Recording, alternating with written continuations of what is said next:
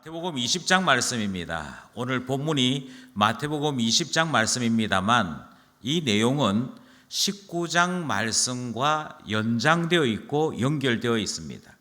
19장 30절, 그러니까 19장의 마지막 말씀을 기억하시리라 생각합니다. 함께 합독합시다. 시작. 그러나 먼저 된 자로서 나중되고 나중된 자로서 먼저 될 자가 많으니라. 예수님께서 앞서 있었던 이야기들을 쭉 전하시면서 결론을 내리시기를, 그런데 먼저 된 줄 알고 있지만 사실은 나중될 자가 있고, 나중된 줄 알았는데 알고 보니 먼저 될 자가 있어 라는 말씀을 하심으로 19장이 끝을 맺습니다. 19장 내용이 무엇이었냐면 부자 청년 이야기로 시작했지 않습니까?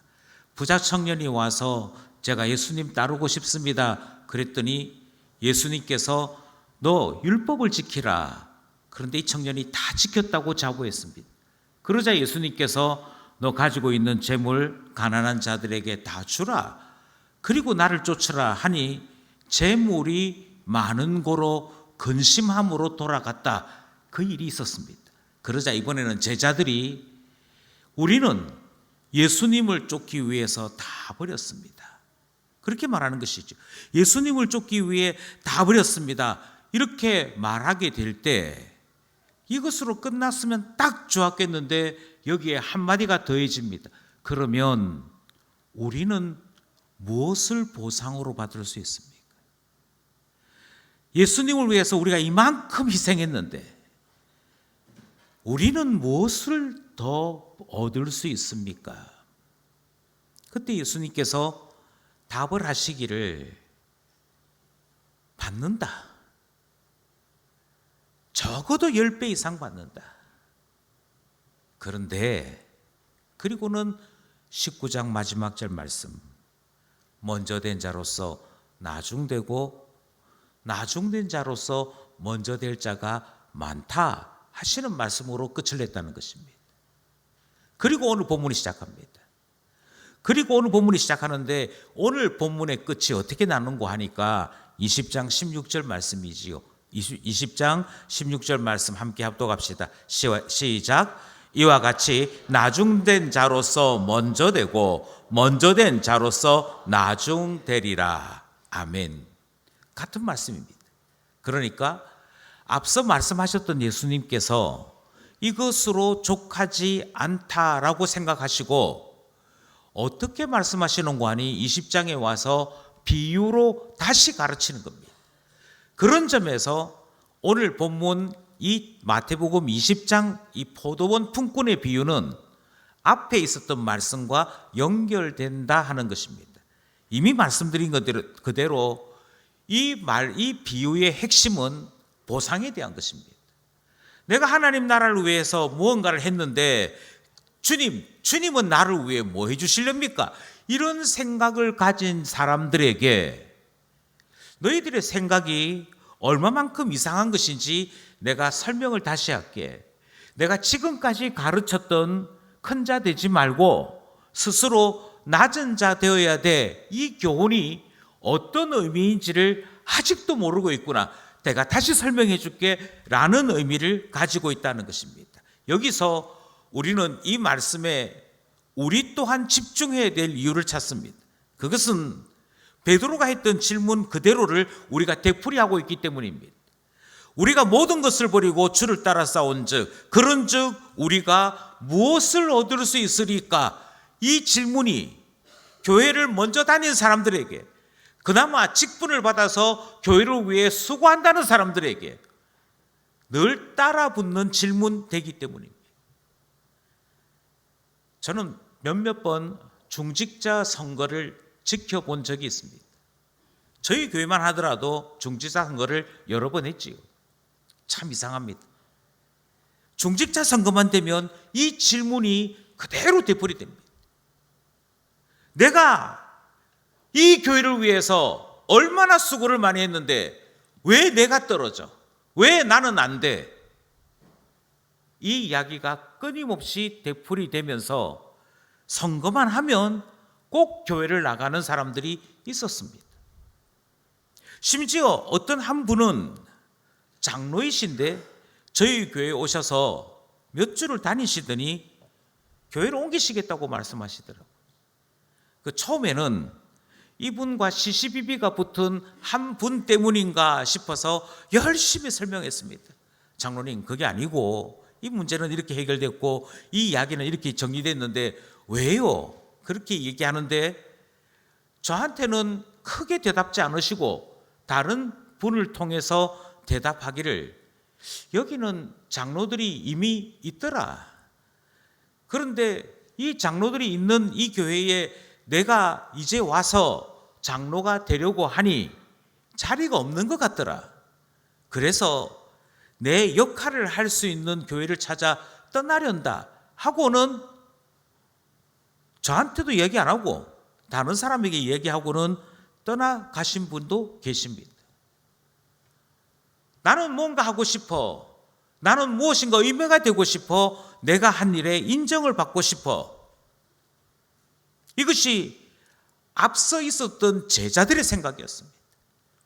예수님과 3년 반을 같이 생활했고 제자 훈련을 받았던 그들인데 그들의 마음속에 여전히 예수님, 내가 예수님 제자로 따라왔는데 그러면 나는 무엇을 얻을 수 있습니까? 이 생각이 마음에 가득하더라는 것입니다. 이 이야기는 앞서 등장했던 사람들에게만 해당되는 이야기가 아닙니다. 신앙생활을 조금 하고 예수님을 나의 주로 고백한 분들마다 이 세상 사는 게 만만치 않은 일을 경험하게 됩니다. 어떤 분들은 병을 앓습니다. 어떤 분들은 잘 되던 사업이 유지가 되기 힘들거나 어려움을 겪을 수도 있습니다. 직장 생활에서 비방을 받거나 또는 다른 사람들에게 오해를 받는 경우도 있습니다. 그런데 참 신기하게도 신앙생활을 하다가 어려움이 생기면 꼭 등장하는 이야기가 있습니다. 주님, 제가 뭘 잘못했습니까? 내가 뭘 그리 잘못했길래 내가 살아가는 동안에 이런 일을 경험합니까? 이런 식의 질문과 기도가 드려지더라는 것입니다. 그러니 오늘 이 본문은 어쩌면 제자들만큼 더디게 생각과 행동을 바꾸는 우리에게 주시는 말씀이 아닌가 저는 생각하는 것이지. 그런 점에서 본문을 오늘 이 포도원 품꾼에 대한 비유를 곱씹어 볼 필요가 있습니다. 자세히 살펴볼 필요가 있습니다. 이 비유를 통해서 천국, 하나님의 나라는 어떻게 세상과 다른지를 이해하셔야 합니다. 다르게 말씀드려서 신자로 산다고 할 때 무엇이 우리의 신앙생활의 주안점이 되어야 하는지를 이해하셔야 되는 것이지. 오늘 본문에 등장하는 이 비유를 하나하나 살펴보기 시작할 때 먼저 등장인물을 기억하실 필요가 있습니다. 오늘 이 비유에는 먼저 포도원이 등장하고 포도원 주인이 등장합니다. 그리고 품꾼이 등장하죠. 그 외에 다른 사람은 등장하지 않습니다. 유대인들은 이 비유에 대해서 이렇게 해석했습니다. 여기에 포도원 비유의 포도원은 이스라엘을 이야기한다. 그렇게 생각했습니다. 이스라엘을 이야기한다는 말은 이스라엘 사람 되는 것이 곧 구원이라고 생각했던 유대인들의 그 강한 집착에서 이 비유에 대한 해석을 그렇게 한 것이지. 심지어 300년쯤 뒤에, 그러니까 AD 300년경에 있었던 랍비들은 예수님의 이 비유를 똑같이 전하면서 결론을 달리 내립니다. 그것은 똑같이 한 데나리온을 주는 것이 아니라 일찍 온 자에게는 많이 줘야 되고 늦게 온 자에게는 적게 줘야 된다라고 이야기하면서 여기에 포도원에 일찍 들어간 자가 누구냐? 이스라엘 사람들이다. 이스라엘 유대인들은 하나님의 구원에 먼저 들어간 자이므로 더 많은 보상을 받아야 한다라고 왜곡해서 해석하는 일도 있었습니다. 그런데 예수님은 전혀 다르게 말씀하십니다. 먼저 여기에 등장하는 포도원은 천국을 이야기합니다. 하나님 나라를 이야기합니다. 주님께서 어떤 자에게 구원을 베푸실 것인가를 이야기합니다. 그것은 이 본문이 시작되면서 천국은 이와 같으니 라고 말씀하시므로 포도원이 무엇을 의미하는지를 밝히십니다. 문제는 그 천국의 키를 쥐고 있는 우리 주님이 어떤 분이신가 하는 것을 알려주려고 하는 것이지. 또한 동시에 그 천국에 누가 들어갈 수 있는지, 그 천국을 누가 맛볼 수 있는지를 품꾼이라고 하는 존재들을 통해 설명하고 있는 것입니다. 여기서 중요한 인물은 품꾼이지. 품꾼에 대해서 우리는 소상히 알 필요가 있습니다. 예수님 당시에 품꾼이라는 말은 일하고 난 다음에 그 품삯을 받아가는 사람, 이런 의미를 가지고 있습니다만, 오늘날 우리 사회의 용어로 이야기하자면 일용직 노동자입니다. 하루 벌어서 하루 살아가는 사람입니다. 그러니까 일한 만큼 품삯을 받아간다는 게 주안점이 아니고, 그날 일해서 품삯을 가지고 가야 가족들을 책임질 수 있습니다. 그날 일해서 품삯을 가지고 가야 그 다음 날 일하러 올 때 그나마 조금 힘 있는 상태로 일하러 나올 수 있는 사람들입니다. 이 당시에 품꾼들을 연구한 사회학자들은 이 품꾼으로 표기되고 있는 이 사람들이야말로 사회적으로 최하층민의 사람들이라 그렇게 분류합니다. 토지를 가지고 있지 않습니다. 변변한 집이 없습니다. 땅 당연히 없습니다. 그들에게 재산이나 또는 자기 자신의 부를 축적해서 내일을 염려하지 않아도 되는 사람은 아무도 없었습니다. 그리고 예수님은 천국이 어떤 곳인지에 대한 이야기를 하시면서 다른 어떤 사람들을 말하지 않습니다. 가게하는 사람, 랍비라고 불려지는 바리새인들, 그 사람들은 언급하지 않습니다. 그 사람들에게는 내일이 염려되지 않습니다. 그 사람들에게는 그래도 며칠을 버틸 수 있는 힘이 있습니다. 그런데 주님은 의도적으로 이 비유에서 품꾼을 말씀하십니다. 포도원 직원도 여기에는 거의 언급되지 않습니다. 지금 예수님의 관심은 누구에게 있냐면 품꾼에게 있다라고 하는 사실을 기억하셔야 됩니다. 그러면 이 품꾼이 의미하는 바가 무엇인지를 다시 한번 기억하셔야 되는 것이지. 예수님은 이 품꾼이라고 하는 존재를 우리에게 보여주시면서 너희가 어떤 면에서는 품꾼이야 라는 말씀을 하고 계시는 것이지.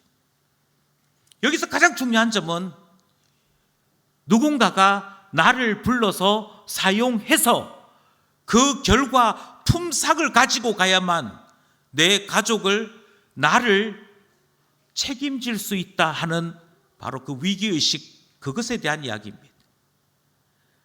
지금 일자리가 없으면 안 되는 절박함. 우리의 가족이 먹고 살기 위해서는 반드시 일해야 되고, 그 일함으로 말미암아 품삯을 가지고 갈 때 가족들에게도 평안이, 자신에게도 가장으로서의 존엄함이 지켜질 수 있는 바로 그 존재가 여기에 등장하는 품꾼이기 때문입니다. 그러면서 이렇게 말씀하시는 것이죠. 누가 하나님 나라를 사모할까? 이 땅에서 내일을 기대할 수 있는 사람들이 사모할까? 아니면 지금 주님이 특별한 은혜를 베풀지 아니하시면 어쩌면 굶게 되고 삶의 희망을 잃어버리고 아무런 것도 기대할 수 없는 그런 존재가 하나님 나라를 사모할까를 질문하고 계시는 것이죠. 어떤 신앙의 선배 한 분이 저는 회개합니다 그러면서 글을 하나 올렸습니다. 그 글에 이렇게 시작되어집니다. 저는 예수 없이는 아무런 소망이 없는 그때 예수님을 만났습니다. 예수가 없었더라면 세상을 마감할 만큼 절망적일 때 저는 예수님을 만났습니다. 그런데 어느샌가 배에 기름이 끼더니 어느샌가 내가 이만한 사람이야를 이야기할 수 있게 되었더니 예수에 대한 간절함이 사라졌습니다. 신앙인으로 살아야지 하는 절박함이 사라졌습니다. 나태했고 기도가 쉽게 되었고 더 이상 주님을 찾지 않는 자가 되었습니다. 회개합니다. 이런 글을 쓴 분이 계시는 것이죠. 어쩌면 오늘 이 비유는 품꾼들을 통해서 너 정말 품꾼인 것 알고 있니? 라고 묻는 이 비유가 아닌가 생각하게 되는 것입니다. 우리의 삶이 하나님 앞에 매일매일 은혜를 받아야만 살아갈 수 있는 존재, 예수님께서 기도를 통하여 가르쳐 주신 그대로 주님 우리에게 일용할 양식을 주시옵소서. 우리는 품꾼입니다. 우리는 하나님 앞에서 매일매일 은혜를 구해야만 살아가는 품꾼입니다를 놓치고 있는 것은 아닌 일을 말씀하시는 바로 그 말씀이 여기에 등장하는 품꾼의 존재 이유인 것이지요. 그래서 주님은 의도적으로 그 포도원에는 정규직 일꾼이 많았어 이런 표현 안 하시고 품꾼을 등장시키신 겁니다. 그리고는 이렇게 말씀하시는 것이죠. 그 품꾼들 중에 차이가 있더라 이렇게 말씀하십니다. 본문은 계속해서 이렇게 설명합니다. 주인이 이른 아침에 품꾼을 찾았습니다. 그리고 그 찾은 품꾼과 함께 계약하는 내용이 등장합니다. 우리의 표현에는 이른 아침 이렇게 되어 있습니다만 이것은 헬라어 단어상 새벽입니다. 그러니까 새벽에 사람을 찾으러 갔다 하는 것은 인력시장에서는 흔히 있는 이야기지요. 통상 유대인들은 이 시간을 6시로 보았습니다.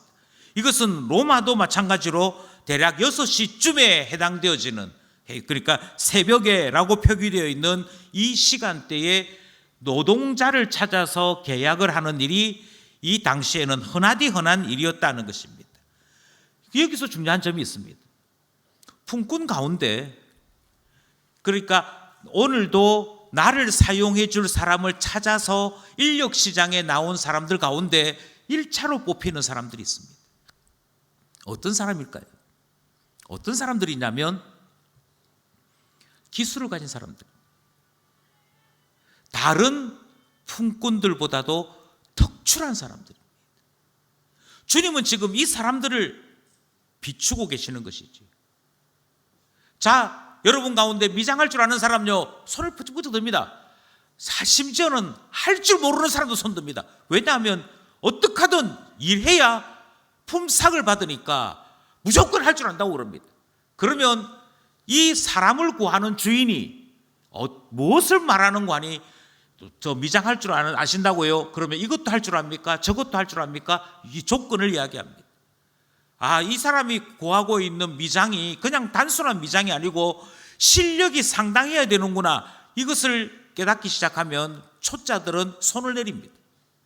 그래서 이른 아침에 가서 제일 먼저 선택을 받는 사람들은 어떤 사람들이냐면 품꾼이기는 한데 나름대로 기술을 가진 사람들입니다. 나름대로 사람들이 누구누구는 이 분야의 전문가야 라고 불려질 수 있는 사람들이 선택을 받는 것입니다. 지금 그 이야기가 이 비유에는 등장을 하는 것이지. 문제는 여기서부터 발생을 합니다. 품꾼입니다. 다시 말씀드립니다. 그의 정체성은 품꾼입니다. 그런데 품꾼이기는 한데 기술이 있다는 것입니다. 품꾼이기는 한데 다른 사람보다 조금 빼어남이 있다는 것입니다. 그래서 남들보다도 먼저 선택을 받는 특별함이 이 사람들에게는 있었다 하는 것입니다. 구원에 대한 이야기로 볼 때 유대인들이 그러했습니다. 유대인들은 하나님께로부터 먼저 선택을 받았습니다. 먼저 선택을 받았던 유대인들이 그 다음 벌인 행동은 자기 자신들이 품꾼인 것을 잊기 시작했습니다. 이방인들을 보면서 비웃으면서 자기들은 당연히 구원받는 존재, 하나님이 우리를 반드시 구원하셔야 되는 존재로 이해를 했습니다. 여기에 등장하는 이른 새벽에 일꾼으로 부름받은 사람들과 같은 존재들이었습니다. 그런데 유대인들만 그런 것이 아닙니다. 교회 안에는 이른 시간에 부름을 받은 사람들이 있습니다. 4대째, 5대째 예수 믿는 집안 있습니다.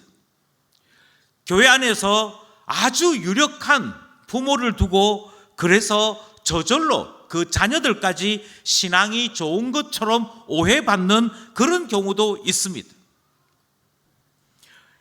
제가 어제 결혼 주례식을 했는데요. 그 결혼을 해보면, 결혼에 관한 이야기를 해보면 종종 듣게 되는 이야기 중에 하나가, 제 남편이, 제 아내가 목사 아들입니다, 장로 딸입니다, 그래서 신앙 좋은 줄 알았습니다, 이러면서 이야기를 듣게 되는 경우들이 있습니다. 예, 교회 안에는요, 먼저 부름을 받아 신앙이 좋은 듯 보이는 먼저 된 자들이 있습니다. 먼저 부름받은 자들이 있습니다. 그들에게는 저마다 먼저 부름받은 이유들이 있습니다. 우리 할아버지가 순교자인데요, 이유들이 있습니다. 그런데 이 이유가 나 자신에게는 공로가 됩니다. 그래서 이 공로 때문에 감히 주님께 이런 질문을 하게 되는 것이죠. 주님, 제가 이른 새벽부터 와서 이랬습니다. 주님은 나에게 무엇을 주시렵니까? 지금 비유는 바로 이른 새벽에 일꾼으로 부름받은 자도 있다라고 하는 사실을 전하고 있는 것입니다. 계속해서 이 비유는 주인이 이른 새벽에 일꾼들을 부른 것만으로 족하지 아니하고 제3시에, 제6시에, 제9시에, 제11시에도 광장에 나가서, 그러니까 헬라어 표기로 하자면 아고라에 나가서 사람을 찾았다라고 본문이 소개합니다. 여기에 유대인들의 시간이니까 여기에 등장하는 시간에 6시간을 더해야 합니다. 그러니까 제3시에 나갔다는 말은 9시에 나갔다는 것입니다. 오전 9시에 나가서, 그래서 처음 부름받은 사람들보다 3시간쯤 뒤에 사람을 찾으러 나갔다는 것이지. 최종적으로는 제11시에, 그러니까 오후 5시에 사람을 찾으러 나갔다라고 소개합니다. 이 당시의 일은 6시가 되면 무조건 끝이 나야 됩니다. 무조건 끝이 나야 되는 이유는 집으로 돌아가야 하고, 집으로 돌아가서 가족들과 함께 저녁을 먹기 위해서는 아무리 늦어도 6시에는 일을 마쳐야 합니다. 이 당시에는 조명이 발달되어 있는 시대가 아니었으므로 밤에 일을 한다는 것은 상상조차 할 수 없는 일이고, 일하러 오는 사람이 먼 곳으로부터 오는 사람일 경우에는 너무 늦게 일을 마쳤을 때 집으로 돌아가기조차 어려운 상황이 생길 수 있었으므로 어떤 경우에도 6시를 넘기는 법은 없었습니다. 그런데 희한하게도 이 주인은 오후 5시에도 사람을 구하러 광장에 나갔다라고 본문이 소개하고 있다는 것입니다. 그럼 여기서 우리는 한 가지 질문을 해야 되겠지요. 이 포도원에는 한 명이라도 1시간이라도 일해야 될 만큼 일거리가 많은 포도원이었구나, 이런 설명들이 들어가야 되지 않겠습니까? 그런데 이 비유에서 이런 설명은 어떤 곳에서도 보이지 않습니다. 주인은 도리어 다른 이야기를 합니다. 포도원 주인이 사람을 구하러 가서는 이런 질문을 합니다. 여러분, 왜 놀고 있습니까? 그리고 난 다음에 다시 답을 듣습니다. 뭐라고 이야기하느냐 하면, 우리를 쓰는 이가 없습니다, 이렇게 얘기하는 것이 반복됩니다. 9시에 만난 사람이든, 정오에 만난 사람이든, 오후에 만난 사람이든, 저녁에 만난 사람이든, 이 포도원 주인은 늘 같은 걸 묻습니다. 이 말은 다르게 얘기하면, 여러분들은 왜 새벽 시간에 지명받지 못했습니까? 여러분은 왜 새벽 시간에 쓰임받지 못했습니까? 이 말과 같습니다. 여기에 놀고 있다는 말은 그냥 바로 집에 가면 될 텐데 그 광장에, 그 공터에서 자치기 하고 놀았다, 이런 거 아닙니다. 여기에 놀고 있다는 말은 왜 일을 구하지 못하고 배회하고 있습니까? 이런 의미거든요. 그러니까 이 질문의 핵심 내용은, 당신들은 왜 품꾼인데도 불구하고 일을 받지 못했습니까? 이 질문을 하고 있는 것이지. 그러자 이 질문에 대해 품꾼들이 하는 대답이 이렇습니다. 나를 써주는 이가 없습니다. 나를 불러주는 이가 없습니다.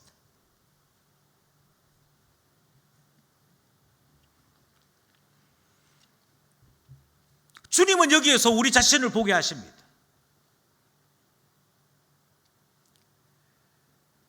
우리가 주님께로부터 은혜를 바라고 교회 안으로 들어온 이유는 이 상황과 너무도 같습니다. 이 세상에서 잘 나가는 사람이라면 왜 교회로 옵니까? 이 세상에서 내일, 모레, 내년, 그 내년을 꿈꿀 수 있는 사람이라면 왜 교회로 옵니까? 주님 나를 구원하여 주십시오. 주님 없이는 그 어느 곳에서 소망을 둘 수 없습니다. 그 이야기가 어떻게 부자들에게서 나올 수 있겠습니까? 이 세상이 너무너무 좋아서 나는 이 세상에서 100년을 살고 싶고 200년을 살고 싶다는 그런 사람들에게 어떻게 천국을 소망하는 일이 일어나겠습니까? 이 세상을 사는데 하루 일해서 먹고 사는 품꾼인데 일거리를 찾지 못한 이들, 그들이 너희는 아니니? 라고 물어보시는 것이 오늘 본문이 우리에게 전하여 주는 질문이고, 주님이 누구에게 관심을 가지고 있는지에 대한 비유의 핵심인 것이지. 그러니까 곰곰이 생각해 보면 이 내용이, 이 본문은 질문이 희한합니다. 이미 말씀드린 그대로 인력시장에서는 주인이 이런 질문을 해야 됩니다. 자, 나무 높은 곳까지 올라갈 수 있는 사람 손. 아니면 과일을 담은, 포도를 담은 과일 바구니가 커서 이 무게가 한 50kg 정도 되는데 이 50kg 되는 포도 바구니를 들 수 있는 사람 손. 그래야 되는 거 아닙니까? 바꿔 얘기해서 우리 포도원에는 이런 사람이 필요하니 이거 할 줄 아는 사람 손 드세요 하고 데려가야 되는 질문이지요. 그게 주인들이 품꾼을 사용하는 원리, 원칙 아닙니까? 그 주인의 요구에 제가 할 수 있습니다, 저는 가능합니다, 그러면 쓰임 받는 것이고, 나는 할 줄 아는 것이 아무것도 없습니다, 그러면 아무리 광장에 나와도 저녁 6시가 되어도 쓰임 받지 못하는 거, 그게 당연한 순리 아니겠습니까? 그러니 주인은 뭐라고 질문해야 되느냐면, 너 할 줄 아는 게 뭐니? 너 뭐 할 줄 아느냐? 이걸 질문해야 되는 것이 상식입니다. 그런데 주인은 이걸 질문하지 않습니다. 집에서 애들이 기다리고 있을 텐데, 집에서 부인이 빨리 돈을 가지고 와야 시장 보고 밥을 먹을 수 있을 텐데, 지금 일하러 가야 되는데 왜 일터로 가지 않고 여기 광장에 머물러 있니? 라고 질문했다는 것입니다. 그리고 천국은 이런 곳이라고 주님이 말씀하십니다.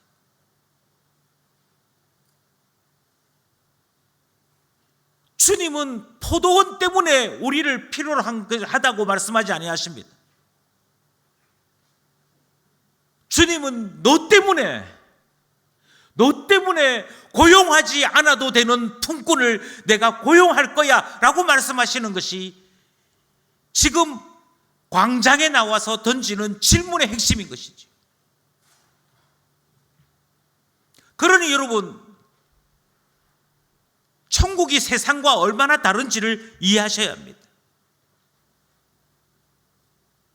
그리고 주님은 그것을 구체적으로 보여주시기를 오후 5시에도 사람을 사용하여서 겨우 1시간, 아마 1시간도 채 되지 못했을 거예요.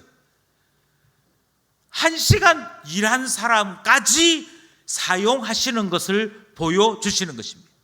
이것이 포도원 품꾼 비유의 앞부분 이야기입니다. 그리고는 뒷부분이 시작됩니다. 뒷부분이 어떻게 시작되는 거 아니?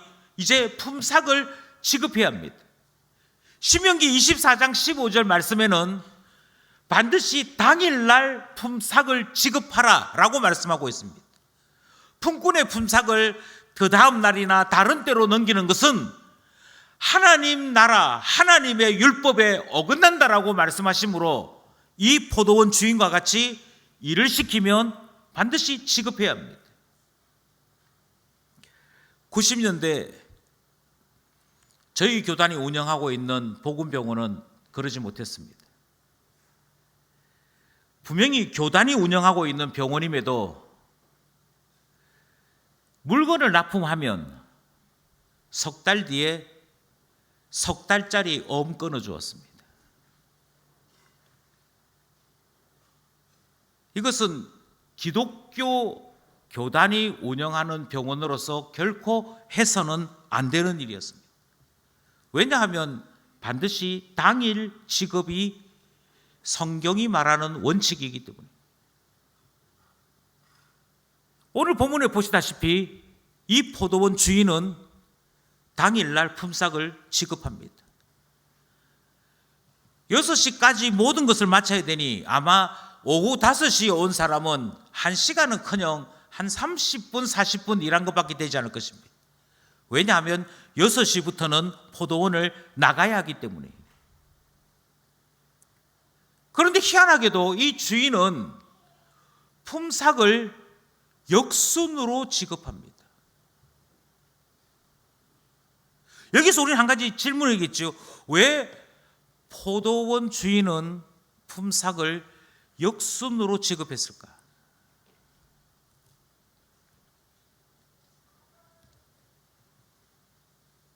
성경이 구체적으로 답을 하고 있지 않기 때문에 이게 정답이다라고 말씀드리기는 어렵습니다.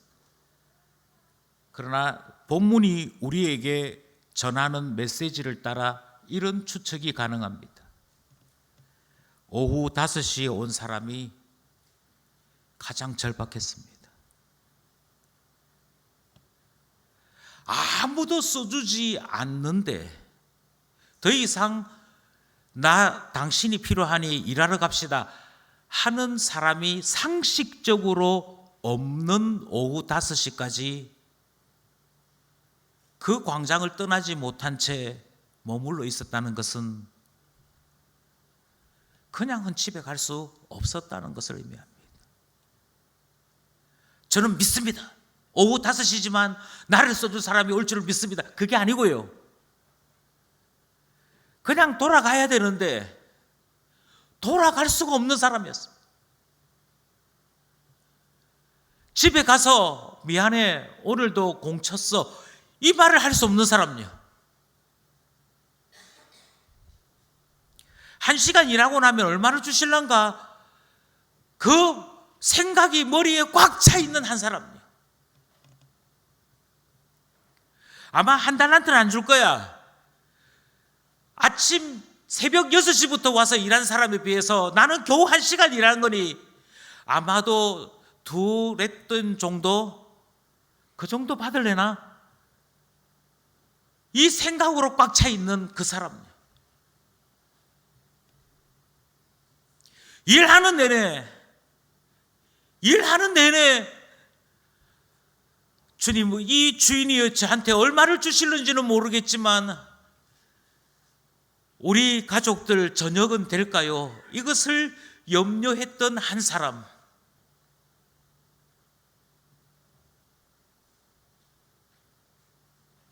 너무너무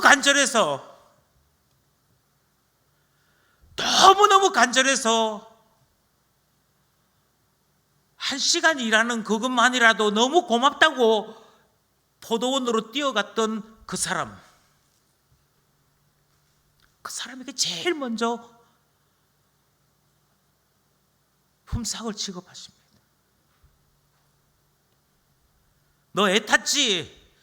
너 속이 탔지? 힘들었지? 그래 여기 너의 품삯이 있다. 그리고는 주시는데 그게 한 달란트였습니다.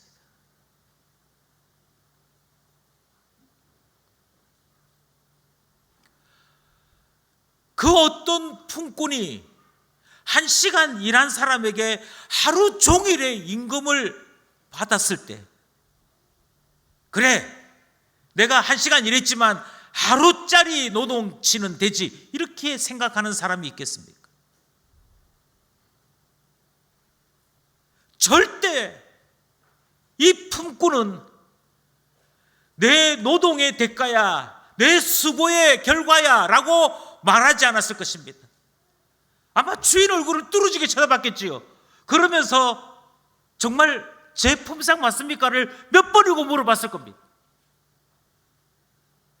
그리고 그 품삯을 가지고 집으로 돌아가는 그 품꾼의 발걸음은, 그 품꾼의 마음은 행복과 은혜에 대한 감사와 나를 기억해 주시는 하나님으로 인해 감격스러웠을 것입니다. 그래서 주인은 가장 간절한 사람에게 가장 먼저 응답합니다. 문제는 이것을 지켜보는 사람들의 사정이 다 다르더라는 것입니다. 가장 늦게 온 사람에게도 한 데나리온을 줬습니다. 그런데 그 다음 온 사람들에게도 한 데나리온씩을 주게 됩니다. 문제는 맨 처음 온 사람들입니다. 먼저 온 자들이, 그러니까 새벽부터 온 사람들이죠. 새벽 6시부터 온 사람들입니다. 이 사람들이 이 모든 광경을 지켜보고 자기 자신들에게도 한 달란트만 지급되는 것을 마침내 목격하더니 드디어 불만을 드러내기 시작합니다. 그것이 오늘 보면 12절 말씀이죠. 12절 말씀 함께 합독합시다. 시작.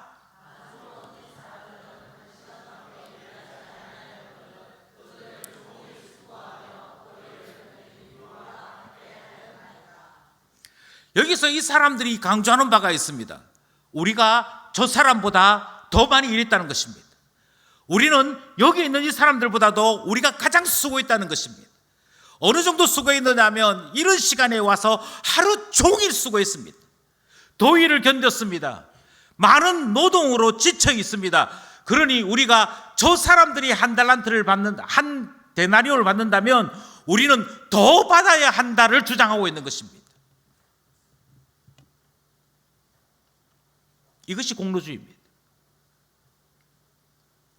죄송하지만 이것이 은혜를 벗어난 사람들의 이야기입니다. 다르게 말씀드리면 제자들이 던진 질문이 여기에 등장하는 것입니다. 우리가 예수님 쫓아오느라고 배를 버렸습니다. 우리 아버지 집에서 떠났습니다. 우리가 지금까지 예수님의 제자로 살면서 혼난 일이 한두 번이며 꾸중들은 일이 한두 번이며 고생한 것이 한두 번입니까? 그러니 예수님, 우리는 더 받아야지요.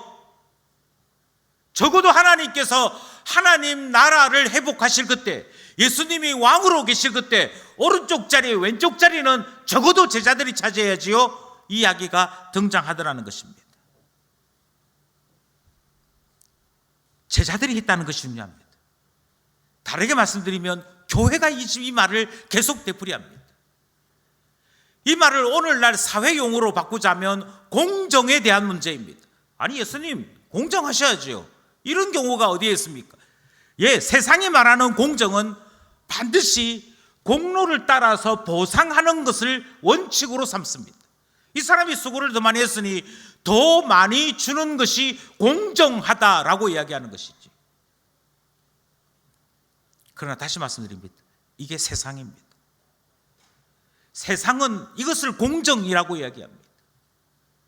그리고 세상을 살고 있는 우리는 성경 말씀을 들으면서 성경에 있는 주님의 교훈을 배우면서도 자꾸만 세상 원리와 원칙을 따라 살아가려고 합니다. 여기서부터 신앙대로 살고 있는 듯 착각하는 희한한 일이 자꾸 발생하는 것이죠. 예수님은 이 사람들이 공정을 이야기할 때 주님은 계약대로 했다라고 말씀하시므로 주님이 취하신 행동에 아무런 불평부당함이 없음을 말씀하십니다. 13절입니다. 13절 시작. 주인이 그 중에 한 사람에게 대답하여 이르되 친구여, 내가 내게 잘못한 것이 없노라. 내가 나와 한 데나리온의 약속을 하지 아니하였느냐. 여기 등장하는 친구요라는 말은 뭐 좋은 표현이거나 가까운 친근한 표현이 아닙니다. 이 사람 복에 이에 가까운 표현입니다. 이 친구 말하는 거 보지, 뭐 이런 식의 표현입니다. 그러니까 친구라는 표현이 중요한 게 아니고 그 다음 표현이 중요합니다. 너가 나와 계약을 어떻게 했느냐 하면 내가 너에게 한 데나리온 주기로 했잖아.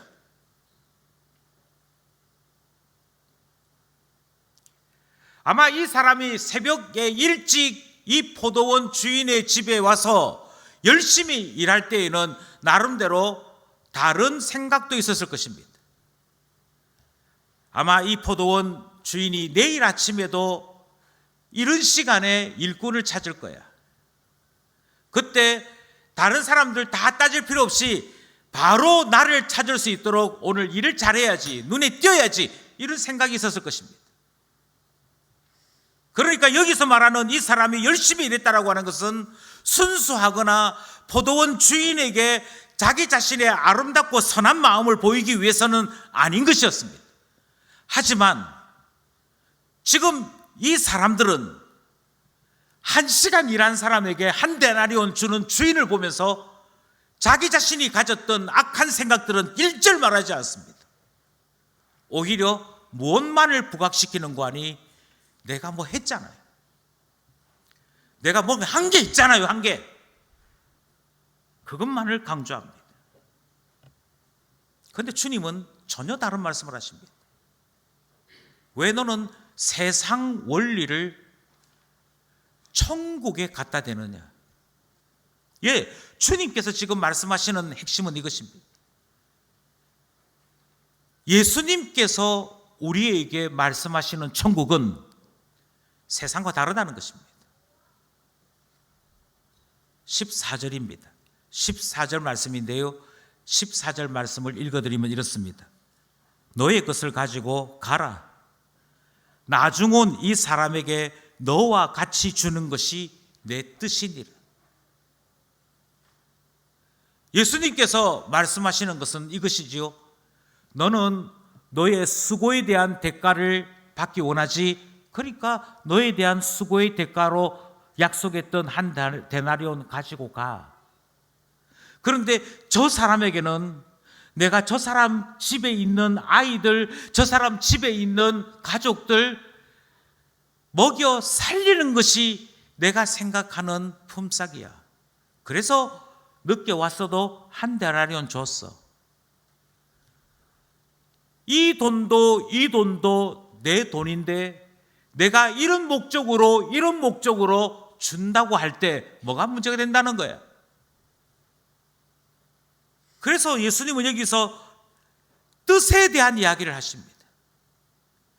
내 뜻은 일한 자에게 품삯을 주는 것도 내 뜻이고, 은혜와 긍휼이 필요한 자에게 은혜와 긍휼을 베푸는 것도 내 뜻이야. 이렇게 말씀하시는 것이죠. 기억하시는지 모르겠습니다만 베드로가 이렇게 얘기합니다. 우리가 모든 것을 버리고 주를 쫓았나이다. 그러면 우리가 무엇을 받을 수 있겠습니까? 너 뭐 했다고 거기에 대한 보상을 바라는구나. 그래, 하나님 나라에서는 하나님 나라를 위하여 무엇이든지 한 자가 있다면 100배, 10배 받게 돼. 적게 받는 자가 10배야. 그런데 그것 받는 것보다 더 중요한 게 있다니까. 이렇게 말씀하시죠. 저는 교회가 동일하다고 생각합니다. 교회가 교회로서 운영되고 움직이고 사역을 하기 위해 기능상 필요한 사람들이 있습니다. 그리고 기능상 필요해서 부름받아 일하게 되는 사람들이 있습니다. 교회가 대우를 잘 안 해줘. 교회가 이것은 이렇게 문제고 저건 저렇게 문제고 어떻게 내가 쟤네들하고 같이 일을 해. 이렇게 생각하면서 교회 안에 붙어 있는 사람들도 있습니다. 그런데 기억하십시오. 그렇게 일하는 사람에게도 주님은 약속한 한 데나리온을 주신다라고 말씀합니다. 그런데 주님이 정말 주기 원하는 것은 따로 있습니다. 주님께서 정말 베풀기 원하는 것은 따로 있다는 것입니다. 그것은 은혜입니다. 그것은 긍휼입니다. 주 없이는 살 수 없다는 그들에게, 주 없이는 아무것도 할 수 없다는 그들에게 주님은 나를 찾는 너희들에게 은혜와 사랑을 베풀기를 원해 하시면서 적게 일했음에도, 아무 공로가 없음에도 품삯을 주시는 이 일을 보여주시는 것이죠. 그런데 이렇게 했을 때 세상이 적대감을 드러냅니다. 세상에 이게 뭡니까? 이유는 약속한 것을 지키지 않았다는 것이 아닙니다. 죄보다 내가 인정을 받아야 된다는 그것 때문이지. 15절입니다. 15절 말씀 함께 합독합시다. 시작. 내 것을 가지고 내 뜻대로 할 것이 아니냐? 내가 선함으로 내가 악하게 보느냐? 참 신기하게도 은혜의 원리를 세상은 매우 싫어합니다. 하나님을 간절히 찾는 자에게, 궁핍하고 지쳐있고 아무런 소망이 없는 자에게 주님이 넘치도록 복을 주신다 싫어합니다. 죄가 뭐 있다고요? 늘 그 말을 합니다. 죄가 한 게 없는데 왜 죄를 인정해줘요? 왜 죄는 사랑만 받아요? 열심히 일한 나는 뭔데요? 라고 말하는 것이 우리가 세상에서부터 배운 교훈입니다. 그런데 주님은 그렇게 말씀하지 않습니까? 네가 천국을 몰라서 그래. 천국은 주를 바라는 자에게 은혜와 긍휼을 베푸는 곳이에요. 혹시라도 이 말을 오해하시는 분이 계실까 하여 다시 말씀드립니다. 아, 그러면 놀고 먹는 것이 교회에서는 최고겠군요. 내 공로 없음을 당당하게 드러내는 것이 중요하겠군요. 아니요. 여기에서 이 비유가 강조하는 것이 하나 있습니다. 9시에, 12시에, 오후 3시에, 오후 5시에 각각의 사람을 부를 때마다 주인이 물어본 것이 있습니다. 야, 이제 소망 없는 시간이야. 이제는 사람 구하러 주인들이 오지 않는 시간이야. 그럼에도 불구하고 너희들 왜 여기에 그대로 있니? 집에 안 가고 왜 여기에 있니? 라고 했을 때 그들이 했던 말이야. 간절하면서 나오는 그 말요. 우리를 써주는 사람이 없으므로 여기에 있습니다. 지금이라도 나를 써주신다면, 지금이라도 나를 기억해 주신다면 제가 열심히 일할 수 있습니다.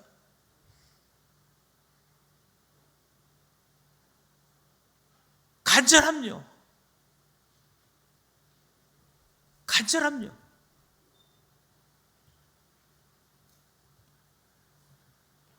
목회를 하는 중에 어느 날 연세가 조금 되신 중년 부인 한 분이 교회당 맨 뒷자리에 와서 예배를 드렸습니다. 그 다음 주에도 와서 예배를 드렸습니다. 그리고 난 다음에 어느 날 저한테 전화를 해서는 신방 와줄 수 있겠냐고 물었습니다. 그 집을 갔더니 집이 깜깜합니다. 불을 안 켜놓습니다. 그래, 무슨 일이십니까? 예, 제가 원래 처녀 때는 신앙생활을 했습니다. 그런데 결혼하고 난 다음부터 예수님을 따랐습니다. 그러던 어느 날 암에 걸렸습니다. 항암 치료를 받는데 의사가 지난번에 이야기하기를 환자분 다음에 오실 때는 어쩌면 죽을지도 모르니 준비하고 오십시오. 모든 수치가 다 바닥입니다. 병원에서나 의사가 할 수 있는 일이 아무것도 없습니다. 그리고 돌려보냈다는 거예요. 그리고 내일이면 병원을 가서 어쩌면 죽을 수도 있는 치료를 받아야 된대. 내일이면 죽는다 생각하는데 가장 후회되는 것이 결혼하면서 내가 예수님을 버렸다는 것이 너무 마음에 상처가 되어서 목사님을 모시고 제 잘못을 고백하고 또 회개하려고 목사님을 청했다, 이렇게 얘기하는 거예요. 성도님, 살고 싶으신 거죠? 예수님이 저를 살려주시면 너무 감사하지요. 제가 그 자리에서 이렇게 얘기했습니다. 죽지 않고 살 것입니다. 오는 주일날 봅시다. 그리고 그대로 나왔습니다. 그분 완치되었습니다. 저는 어쩌면 그분에게 암이 생긴 것은 예수를 결코 놓쳐서는 안 되는 것을 보여주시기 위함이 아닌가 생각합니다. 예수가 나의 삶에 얼마만큼 간절한 분인지를 깨닫게 하기 위해서가 아닌가 생각합니다.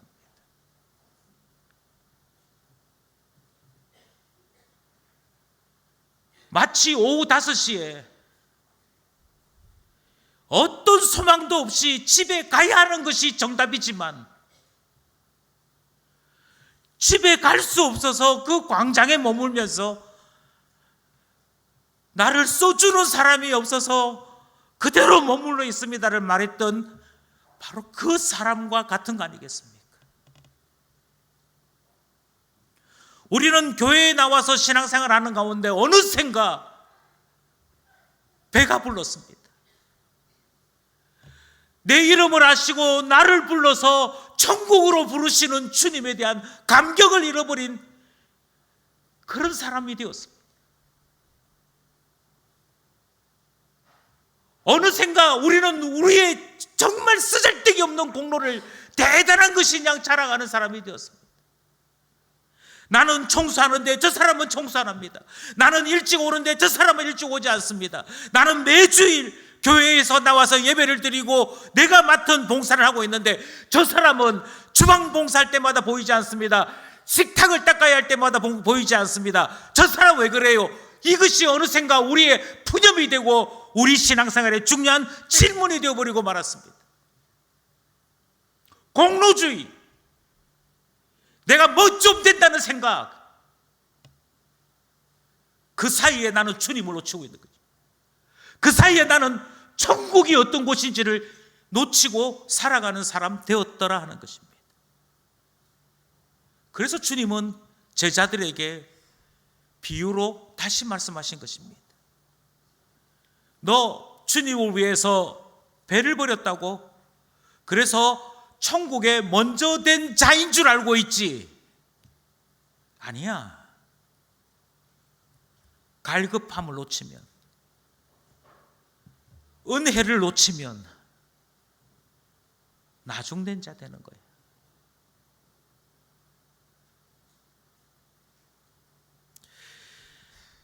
여러분, 우리는 긴 시간 이 비유에 대한 말씀을 들었습니다. 그리고 이 비유가 우리에게 무엇을 말하는지 다시 한번 정리하십시다. 먼저 천국을 말씀하시면서 이상한 포도원 주인을 우리에게 소개하고 있습니다.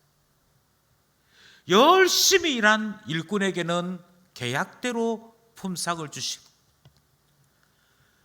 그러나 정말 애절함이 있고 간절함이 있는 자에게는 그가 한 일보다도 더 많은 것으로 채워주시는 이상한 주인에 대한 이야기를 듣는 것이죠.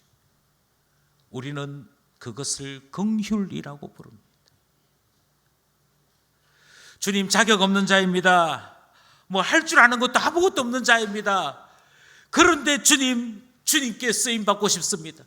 주님이 저를 기억해 주시기를 원합니다. 주님 때문에 저는 가치 있는 사람이 될 수 있습니다를 고백하게 될 때 우리는 긍휼에 풍성하신 하나님을 아는 자 되는 것이지요. 그러니 다시금 하나님을 기억하시기 바랍니다. 우리 하나님은 긍휼에 풍성하신 하나님이십니다. 내가 뭐 좀 할 수 있다라고 고개 내밀 때 주님은 고개를 반대로 돌리시는 분이십니다. 하나님을 보시고 그 하나님 때문에 긍휼을 구하는 우리 되기를 소원합니다. 우리가 오늘 이 본문을 통해서 배운 것이 무엇입니까? 그것은 주님은 두 가지 보상을 우리에게 주신다라고 말씀합니다.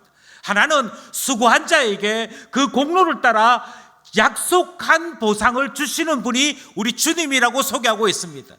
약속한 것을 어기지 아니하시고 배를 바쳤으면 그것에 대한 10배, 부모를 떠나서 예수님 쫓았으면 그것에 대한 10배로 갚으시는 분이라고 소개하고 있습니다. 그런데 주님은 공로에 대한 보상을 강조하지 않으십니다. 오히려 오늘 비유에서는 매우 특별한 보상을 받은 자를 소개하십니다. 간절했던 한 사람, 주님을 붙잡는 그 사람에게 주님은 넘치도록 채워주시는 보상을 베푸시는 것 보게 됩니다. 그러면서 우리에게 이렇게 묻는 것이지요. 너는 교회에 속한 신자로 살면서 주님께 공로의 보상을 바라고 살아가고 있니? 은혜의 보상을 바라고 살아가고 있니? 그걸 질문하는 거 아니겠습니까? 교만해서는 안 될 것입니다. 자랑해서는 아니 될 것입니다. 우리에게 자랑이 있다면 나의 연약함이 자랑일 것입니다. 주님, 죽은 막대기와 같습니다. 다윗의 고백이었습니다. 주님, 죄인 중에 괴수입니다. 사도 바울의 고백이었습니다. 이렇게 고백하는 자들이 하나님께 사랑을 받았습니다. 쓰임을 받았습니다. 주님이 기뻐하시고 복에 복을 부으셨습니다. 그러니 공로의 보상을 바라는 신자로는 살지 않기를 바랍니다. 마지막으로 주님은 똑같이 한 데나리오를 주셨으나 어떤 이들은 내가 수고했으니까 이만큼 받는 거지 이것 하고 말았습니다. 그런데 어떤 이는 감사가 있었습니다. 그 감사는 일함에 대한 감사가 아니었습니다. 주님이 나를 지명해 주셨습니다. 나를 포도원으로 불러주셨습니다. 신자가 어떻게 살아야 된다고 생각하십니까? 어떤 사람이 진짜 먼저 된 사람이라고 생각하십니까? 바라건대 먼저 들어왔으나 나중된 자기 공로를 주장하는 사람 되지 마시고 품꾼과 같은 내 인생을 아시고 풀어주시고 내 아픔을 고쳐주시고 내 갈급함을 채워주시는 주님의 사랑받는 하나님 자녀 되시기를 간절히 소원합니다.